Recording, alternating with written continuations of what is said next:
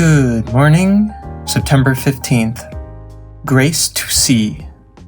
The man said, "One thing I know, that though I was blind, now I see." John chapter 9, verse 25. Seemingly miraculous advances are being made toward restoring sight to the blind.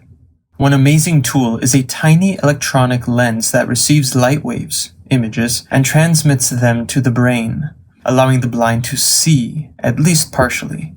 But one kind of blindness will never be cured on the operating table, and that is the spiritual blindness of the human heart.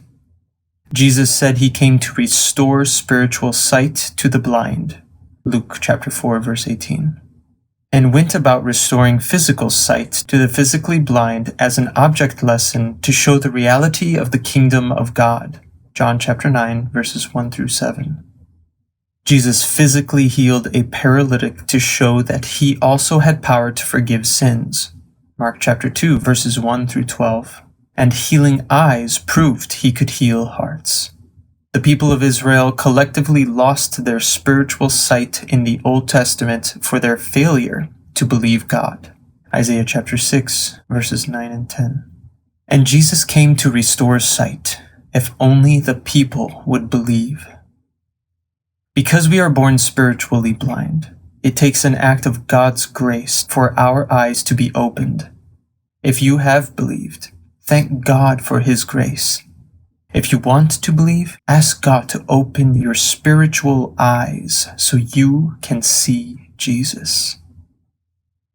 Faith is the sight of the inward eye.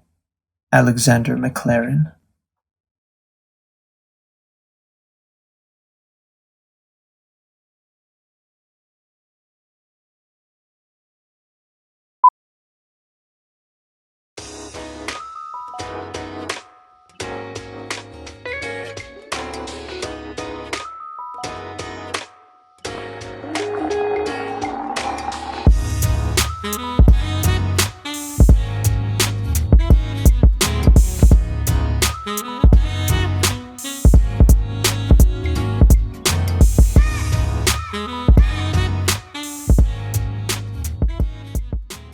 Good evening, the living word.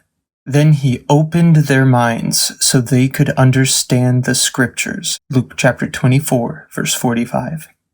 There are many people who regard Bible study as a burdensome duty and struggle through the prescribed daily passage. Others find that they don't understand what they are reading, or that their daily concerns take away their desire to read the Bible. Many people only read the Bible just before going to sleep, when they are tired and cannot possibly take in what they are reading.